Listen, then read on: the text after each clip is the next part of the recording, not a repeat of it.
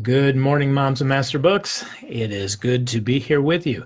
Hey, this week I'm going to talk about the publishing process at Master Books and what it takes for an idea to become a book and what process we go through, and also to talk about the issue of what about typos or mistakes, because I know in this group it often comes up when people are reporting things to us. If you're not familiar with the process and you're not familiar with the group and what we look for, it may look like, oh my goodness, there's just nothing but errors in books. And so I want to address that. And if you have questions, I invite you to ask me questions, and I'll be happy to do my best to answer them.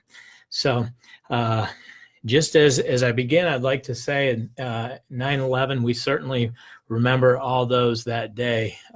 Our family is from the state of New York, and I did a lot of business in New York City at that time in my life. And you just can't help but come to 9/11 without remembering the sacrifice and the events of that day.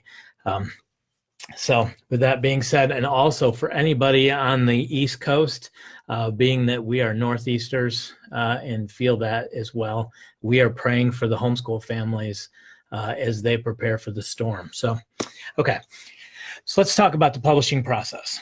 From an idea, generally what happens is if somebody has, hey everybody, if somebody has an idea for a curriculum, or let's say when Kristen had the idea to write language lessons for a living education, generally what is submitted would be a book proposal to a publishing company. Now we have actually a submission form, and if there's any moms watching who have written a curriculum, have an idea for a book proposal or whatnot, we actually have a place to submit that. I think it's New Leaf Publishing Group has the link. I can make sure that that's included, and we love to see ideas, especially if there's a hole that we have. I know we have some math mamas, consumer math, trig, Algebra 2, anything like that. We're always open to seeing manuscripts and projects for work. And so they're submitted. So generally, there would be a book proposal that's submitted to New Leaf Publishing Group, usually once or twice a year actually. We will sit down as a team and we will go through all the submissions and evaluate each submission, the credibility of the author, the content, is there a need for it, or is it just another work that's already been put out in the market? Is it unique? Is it marketable? Is it something that we can actually market? Oh, good. Jessica put up a link to submissions. And so is it something that we can market, and how much work is involved in bringing it to the market, that type of thing. And so we'll evaluate that. And generally from that group of submissions, we will pick one or two projects that get added to the queue. We also have authors that we've worked with previously, or teams that we've worked with, like an author like Ken Ham. We've been doing work with Ken Ham for a number of years. The team at Answers and Genesis, generally they don't have to go through the same submission process because we have an ongoing working relationship with them. Okay, so once we have selected our projects, we will submit an agreement to them, and the agreement works out all of the details as far as what they're to submit, royalties and that type of thing that are paid on projects, how we're going to market it in the market, and that type of thing. And then once that's done, the author goes to the work of writing the process, the writing process. When the manuscript is then submitted back to us, and usually there's a deadline for that, the manuscript gets submitted back to Master Books, the first thing that happens is it goes through an editorial review. So we have on staff full-time, there's 5 staff editors. We have a lead editor, we have line editors, we have curriculum editors. So there's 5 full-time editors. There's over 50 years of combined experience in the editorial department. And so Sometimes with master books, you see my face or you see maybe Kristen's face, but you don't get to see the depth of the company and the number of people that we have or the experience that we have. So Master Books has been publishing books since 1976, and we have a full depth of editors and proofers and designers that have been part of that process for quite a few years. So we have over 50 years of combined experience in the editorial department. The lead editor, when she receives a manuscript, she will do an editorial review of that project.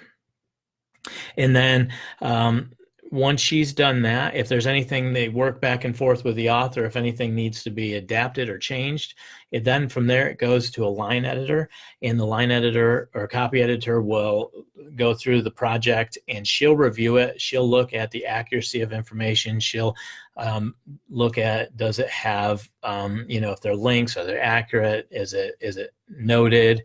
All of that type of stuff. And she'll actually begin to lay the process out. Once it's laid out, it'll go back to the author. Then it will go back to the general lead editor. And until we have a layout copy that has been vetted and edited and laid out for design. Once that happens, it will go to a design team. The design team will usually come up with like a template for the project or the book. Make sure that the author is happy with that layout. And then from that layout, it will go to, once it's laid out in its entirety, it goes back to the editor, where the editor will do a review, and then they will submit it for an internal review. So you can see that the projects aren't just, let's write it, let's throw it in a design, let's look at it 1 to 2 to 3 times. This process is ongoing. So a lot of projects are generally anywhere from 12 to 24 months is the timetable that it takes to have an idea to get it to this point. So far, it's gone through the editorial process, the review, the manuscript is submitted, the editor reviews it with the author, goes to design, comes out of design, goes into an internal review, usually 2 to 3 different people here, an editor. Usually Tim will do a product review on it at that time, and then they'll bring in another editor. We'll evaluate it for any issues that there are. Now, when you're looking at a product like this, there's generally 3 different things that editors are looking for. Structural edit, meaning does it flow? Does it make sense? Is the layout of the course in a way that's easy enough to understand? That's more critical to the course instruction. Then there's copy editing, which is looking at the sentences, the flow, the way it's done and laid out. And then there's proofreading. So once it's had a final internal review by the design and then a review, then it will go out to proofers. We use outside proofers. We will generally use 2 proofers per project. And these are people that we've had ongoing relationships. Now, sometimes the comment will come up from the group, well, maybe you need to find new proofreaders or you need to have better proofers. Well, we have 10 plus proofreaders that we've used for a number of years. We try to match the proofreaders to the type of project, and I'm going to explain that a little bit as well. But what we're looking for with proofing is basically, are there any issues in the design or layout or in the word spelled wrong, that type of thing. So it goes to a proofers. It'll be done by 2 proofers. Once that comes back, the issues have been corrected that they found, then it will go through an automated software review of grammar and spelling. We'll do that through a couple of different programs, hoping to catch anything that maybe the mind didn't catch or the proofers haven't catched. Once we're fairly confident that the product has been laid out, been run through the proofing process, through the editorial process, Then it gets submitted to the printers. The printers will then print off a copy and send back a printer proof. Once the printer proof is submitted in the office, once again, the editorial team will do a final review of the printer proof before it's given approval to go to print. And then we receive back the printing from the print company. And so that process, like I said, can take, if we're expediting a product, it'll take 12 months. If we're, a slower product, depending on how it's all going together, could take 24 months, up to 24 months. So one of the components, and we see this often in the comments, right, will be what word usage we used or when a capitalization is done or whatnot. Well, there are style guides. I didn't know this before I got into the publishing industry, but there are style guides that people will use. We use the Chicago Style Guide. That's kind of the base style guide that our editors use. And then we have an in-house style guide. So there are certain things that are specific to products, say, published by Answers in Genesis. Or like the Chicago Style Guide would not capitalize I am representing God. But our in-house style guide says that when you see the words I am and it's designating God, you capitalize the I and the A and the am, giving him credit for being God. So we have a certain guidelines that we follow, and if there's ever a question about that, those would be the two that we'd go to. What does the Chicago Style Guide say? And then what does our in-house style guide say? So, okay, so that's the basic process we have to get a book from an idea published through the publishing process into a final book. And during that time, my department, which is marketing, we're working with the authors, we're working with the editors, we're developing where does this fit in the marketplace and how do we position this for the market to sell it and that type of thing. And so that hopefully when the product hits our warehouse, we've already got a pretty good distribution channel ready to go. We've presented it to buyers and wholesalers like Christian Book Distributors and Rainbow Resource, Mardel, Ingram, Anchor, all of the major distributors, as well as making sure that it's available on Amazon and Master Books. So that's the publishing process. Now, occasionally we see it come up where errors are reported, or maybe somebody sees that there are errors being reported and they'll be like, oh my goodness, there are so many errors in Master Books material. And I want to address that because I think it's really important for this group to understand that. And I ask for, if you understand what I'm saying, that when you see it come up in the group, that you would also help new moms or new users or people that are new to the group, that you would help explain that or share this video as well. There are industry standards or benchmarks that for the number of errors that come out of new projects. And of course, the ideal is no errors. We don't want any error in a book ever. But the reality is, for a new print, new publication, there's going to just be some errors that come through. And so let me explain that process a little bit. Any questions, you feel free to ask. I'm watching and seeing kind of what comments you have. So, okay. This year, in 2018, Master Books has uploaded 23,000 pages to printers.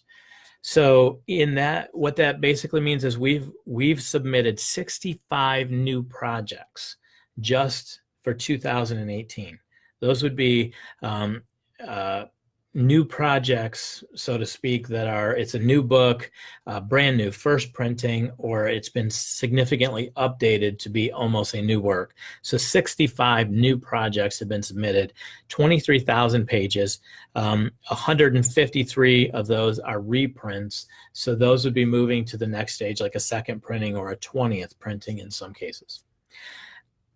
In those 23,000 pages, there were 35.4 million characters, letters, spaces, apostrophes, periods, punctuation, you name it, that had to be reviewed. So our team has had 35.4 million characters that we've looked at. Now the industry benchmark is that you want a 99.5% accuracy on anything you're putting up. If you're submitting 23,000 pages or 35.4 million characters, a 99.5% accuracy, actually, which we want much higher than that, and we're actually much better than that. But you know the number there is going to be higher than a publisher that is not putting out as much new product into the market. And so number one, we are putting out a tremendous amount of new volume. And so occasionally I'll hear the phrase, or somebody will say, well, I don't see this with other publishers. Well, I've been in the publishing industry selling curriculum for a lot of years, and for over, what is it? Almost, yeah. Wow, like 17 years we've been involved in selling curriculum, and I know that there are errors in other curriculum. What though you see is a lot of Masterbooks product, like this year we released this as a new product. So this was a version 1.0. Well, there are curriculums in the market that they started publishing their curriculum product in the 70s. And so now some of these are on the third, fourth, fifth, sixth edition, which means they've worked out some of the bugs. So it's not necessarily comparing apples to apples where you have a first edition against first edition. You're comparing this, a new product, against a product that has is more mature in the product life cycle. So just by virtue of 65 new products in the market, we're going to see a higher percentage of errors show up, right? So hopefully this is all making sense. Okay, so that many products new in the market means that we're kind of in a field of our own. And why are we doing this? Number one, we see a need in the market. We see a need in the homeschool market to have product that we've removed friction points on, is easier for homeschool families, whatnot. So we've really committed ourselves to developing product and getting it out as quickly as possible, also as accurately as possible in that as well. So the product that you're seeing isn't just that we've cut corners to get new product out. It's the volume of product we have, and it's all well within industry benchmarks. Now, the other things that we do when we put out new product, we also price it in a way that is lower than more mature product. So when you look at our math prices, or you look at our language for living educations, this is almost a 500-page book, and the price of this book, for what it is and the quality of the book, is significantly less than what you'd see elsewhere. And the reason we do that is because we know it's a new product. It's a version 1.0, if you will. As products mature and it develops, then we often have to adjust the pricing to be more accurate with what it takes to maintain that product and develop the product. So pricing is set up in a way. We also do shorter print runs on the early printing so that when we do hear anything, we can make quick changes to it. And this is so important because people's perception sometimes is that we don't want to compete against used curriculum sales. And that's why we don't encourage used curriculum groups. The reason we don't encourage used curriculum groups, this book is already about to go, I think, on third printing, second printing for sure. So somebody may have purchased the first printed edition earlier this year. Now, most of the things that would come up are minor. They're not major. They're not structurally going to cause any issues as far as teaching the course. Maybe a frustration point, but why we don't encourage the resale is if you go in and buy a product that may be 2 or 3 printings back, they wouldn't be as good as just buying the book new. if that makes sense. So if a book is, if we printed off a handful of these, we got some feedback that there was a typo. The typo has been fixed and a new product is available and you can buy it for $30. We'd rather see you buy the new product than buy one that was on the resale market. As a product life matures of a product, the resale market becomes much more viable. It's just at this point, because we're putting out so many new titles and we're developing everything as quickly as possible, we feel that it's best that you buy new. So, and think about it like this: when you buy software or you bought your cell phone, you got a version 1.0. It was kind of basic, and then after the market responds, the software companies or the cell phone companies, they begin removing features or add features and tweaking it to fit the needs of the market. Well, one of the things Master Books does that I absolutely love is we have this group. And in this group, we get immediate feedback from what I consider to be some of the smartest people in the world, homeschool moms. And they tell us what works and what doesn't work, if there's issues or if there's a place maybe they don't understand. If there's a place in a book that has a structural issue, which means that it needs fixed, generally what happens is our editorial department will do a cut sheet, and we'll actually insert them in the books for the remainder of that printing. We'll put a file up, we'll upload a file to the Moms of Master Books, which will help you get through that issue. If it's a minor issue, it gets added to a file for corrections and it's corrected on the next printing. Based on the amount of volume that we're selling right now on a lot of our products, usually printings are taking place fairly quickly. So we get feedback on these courses, and that lets us know what's working, what isn't working. Is there something that needs fixed before it goes to printing? The editorial team will attack that to make sure it's corrected, goes through the proofing process, and then gets reprinted. So in this group, the Moms of Master Books, right now, I think the group is at like 9,100 members. Last year at this time, I think it was about 3,000 members. So let's just say 1,000 of you are using a Master Books product and only 3 pages a day. Okay, so out of 3 pages, that would mean 3,000 pages are being looked at by a new set of eyes. When those new set of eyes, perhaps something else is seen or there's a confusion point or a question, that's 3 million characters daily that are being looked at in the books. And so what we've asked in this group is, hey, if you find something, let us know so we can fix it, continue to make our product better. So in some products like Math Lessons for a Living Education, last year when it was newer, we would have had more reports of somebody who came across something that was either confusing or maybe hadn't been proofed right or whatnot.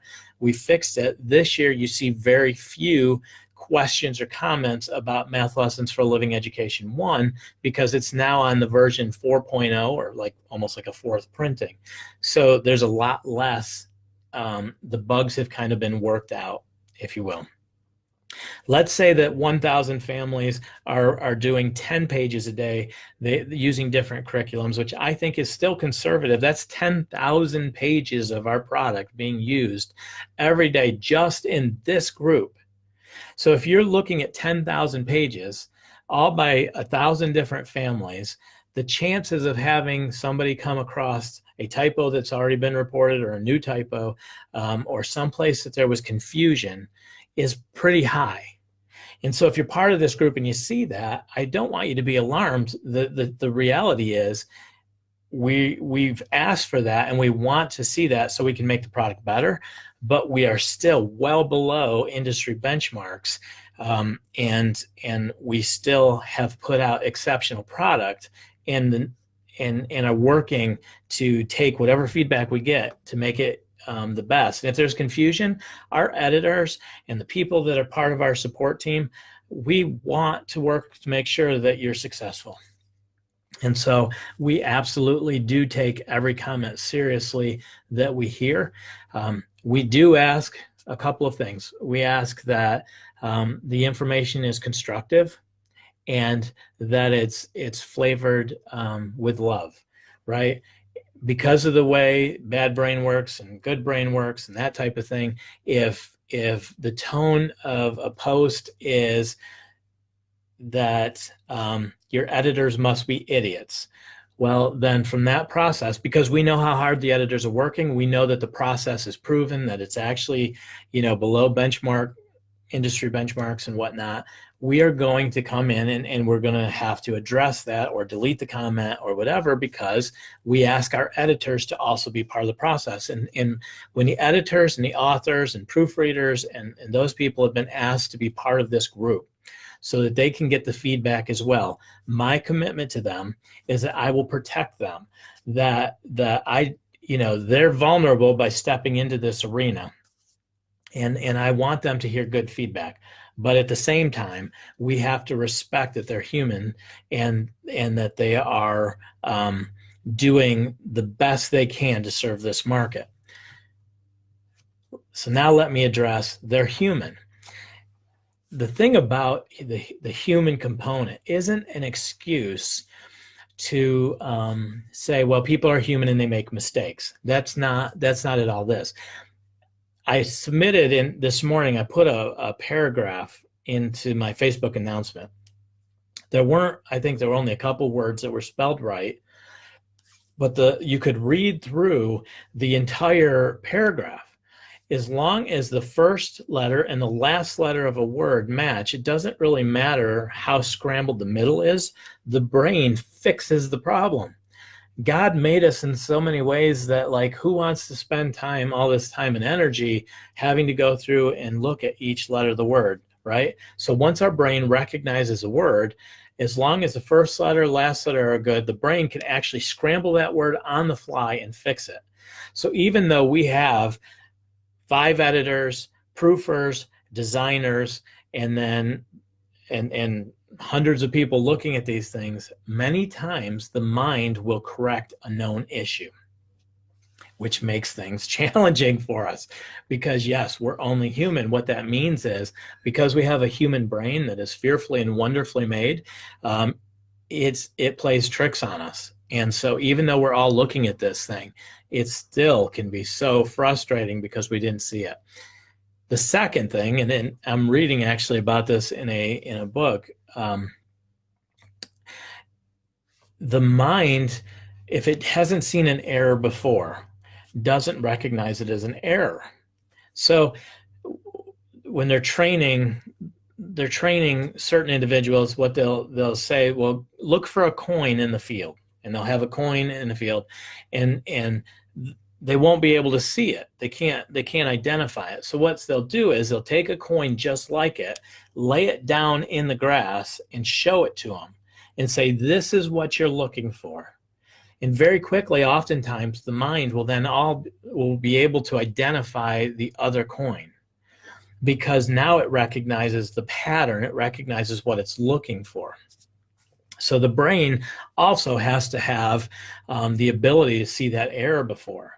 So it makes sense that when I have 20 reviews in-house, there may be something that is missed, but when it goes out to 10,000 people to be used, or let's say this book is being used right now by about 1,500 families and their children, it makes sense that an issue will be caught by somebody, because it's just a different set of eyeballs, a different brain processing that.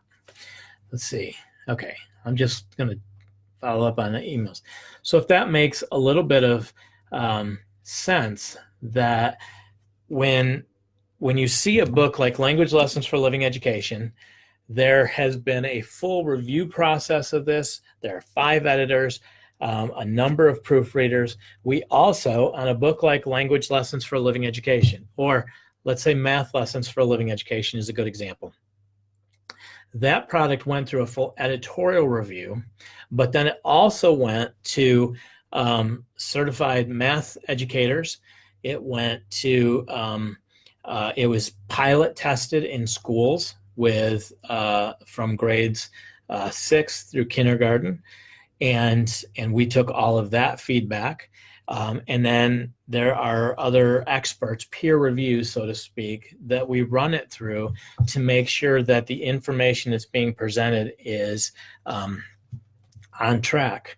And so you're not only getting the proofing copy, the structural copy, but then we're doing a peer review of the product as well to make sure that it's accurate. America's story. We hired in and contracted somebody that is teaching American history and has a master's degree in American history to go through and evaluate the entire course to make sure the integrity is there. And so, let's see. Yes, we don't mind the Facebook page. We don't mind people submitting on the Facebook page that there are issues. That's really probably the best way. We do have an email to submit issues if you're more comfortable doing it that way, and I can get that posted as well. If you've ever posted in the group and you're not happy with the answer, we encourage people to call 800-999-3777 to talk to either the editors or customer service or myself to make sure that you know that you're heard and see if we can develop a solution. We also have a customer support button, and we are very quick. We are well below industry standards at responding to customer requests through the ticket system. So we are a very transparent company in saying, here's who we are. We know that the products that we have, not all of them are without error. We know that because by industry standards, it's just impossible. You can't put out 34.5 million characters in 6 months or 7 months, or I guess 9 months at this point, but you can't do that without expecting that 0.05%. There may be some things that come up, but at the same time, we are very committed to getting those things fixed as quickly as possible. And sometimes I've even seen where if there's a structural issue, this happened with Writing Strands, the first book that we put out with Writing Strands. Now, let me explain a little bit more about Writing Strands. Writing Strands was a book that was first published in 1988. So we had a pretty mature product, but it lacked some things, and the market had said that repeatedly. So we thickened it up, and we edited it and did a complete rebranding and republishing of that. But we still lacked some clarification and instruction. And we also saw very quickly that the product had originally been targeted to too young of an age group.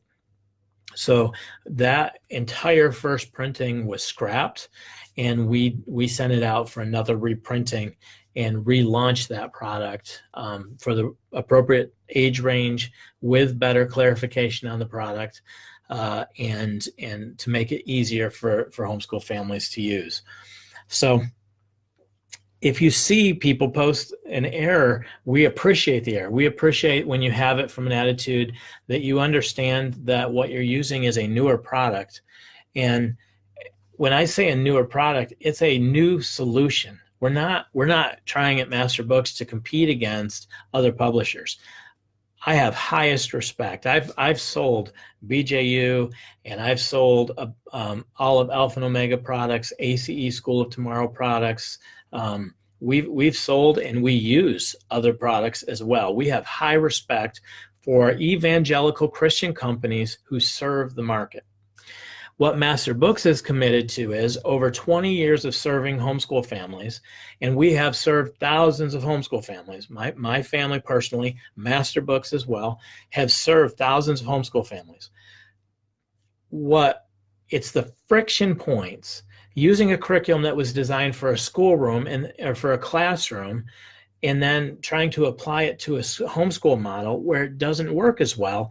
And so what our commitment is developing a unique solution to fit where the market needs a solution developed especially for homeschool. So that's why we're committed to putting out as many products as we can as quickly as possible, because we want to help homeschool families. My heart is touched when I hear a homeschool family post a testimony that says this was our last chance, or we weren't sure we wanted to homeschool, and then they realize the absolute joy of homeschooling. And so many times what you see is just a bad fit of curriculum. So we're trying really hard to get as much good product out as possible to help keep as many families homeschooling as possible. One last point I'll make. Master Books is a bit eclectic.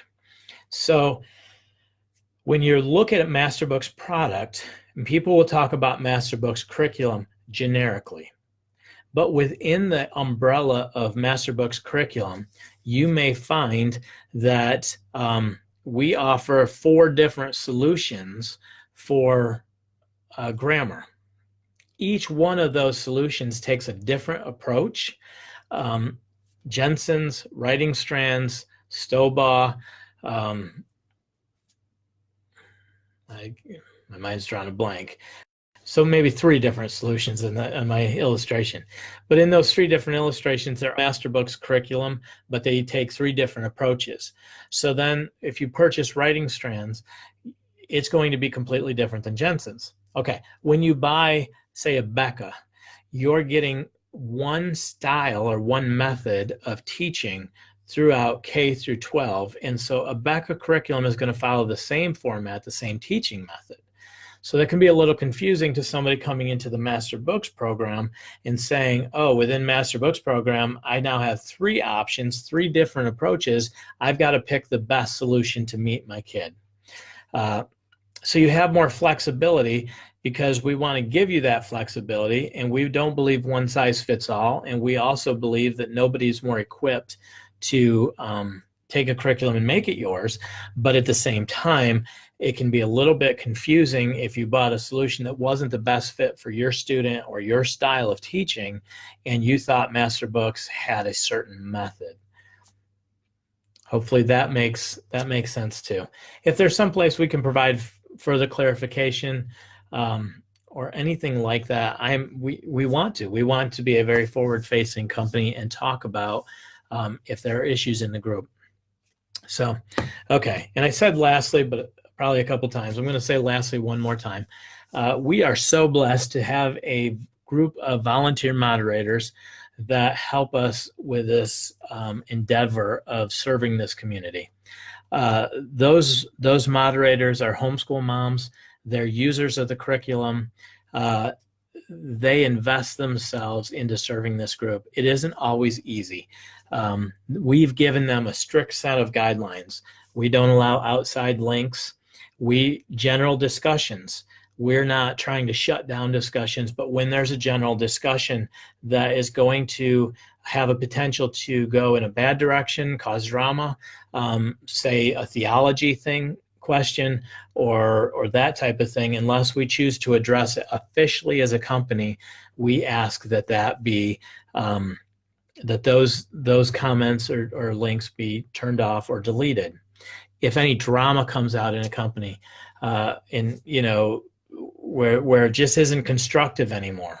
We had a case a while back when we first started the group where one of our products, a mom came in and was completely insulting the author of a curriculum. And when we asked why, she said, because in this curriculum, there are sentences that start with be or and or but. And everybody knows that sentences don't start that way. Since this is a grammar curriculum, it's obvious that your authors are no good, your editors are no good, your proofers are no good. Well, what was being referred to was scriptures.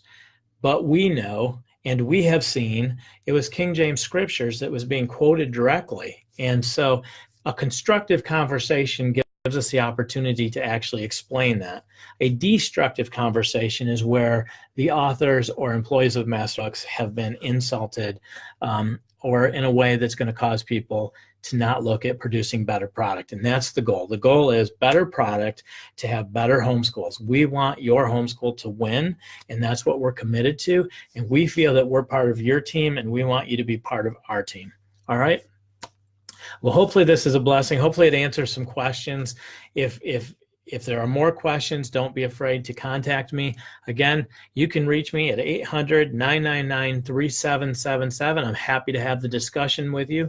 And if you see somebody come into the group that maybe has questions or doesn't understand what we try to accomplish with working together to develop better product, please feel free to be constructive as well, and let them know that there are videos addressing this. This video can be shared, or that there's a phone number or a support number that they can reach so that they can be heard, but that we are constantly working to have better product. Hey guys, we really do appreciate this group like you can't believe. And the positive images that we've seen coming back this past week of your kiddos enjoying their schoolwork and families having wins is the greatest feeling you can imagine for us, and it encourages us to continue pressing on. So God bless you all, and I hope to see you Thursday. Thursday we will be talking about one bite at a time homeschooling, and we'll go further into that as the week transpires. All right. God bless everyone, and we will talk to you later.